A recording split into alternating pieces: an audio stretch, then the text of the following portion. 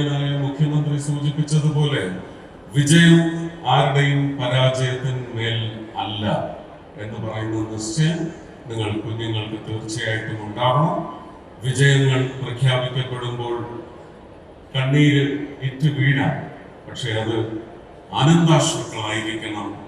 അത് ലഭിക്കാത്തതിന്റെ പേരിൽ സങ്കട കണ്ണീരായി ഒരിക്കലും ഒഴുക്കരുത് എന്ന് പറയുന്ന ഒരു വലിയ ജ്യേഷ്ഠന്റെ, ഒരു വലിയ അച്ഛന്റെ, അമ്മാവന്റെ ഒക്കെ സ്ഥാനത്ത് നിന്നുകൊണ്ട് ഏറ്റവും അപ്പീലുകൾ കുറഞ്ഞ ജനോത്സവ മേളയായി ഇതിനെ ഉയർത്തുന്നത് എന്ന് ഞാൻ വിദ്യാർത്ഥിനി സമൂഹത്തോടും അധ്യാപകരോടും ഗുരുക്കന്മാരോടും അഭ്യർത്ഥിക്കുകയാണ്.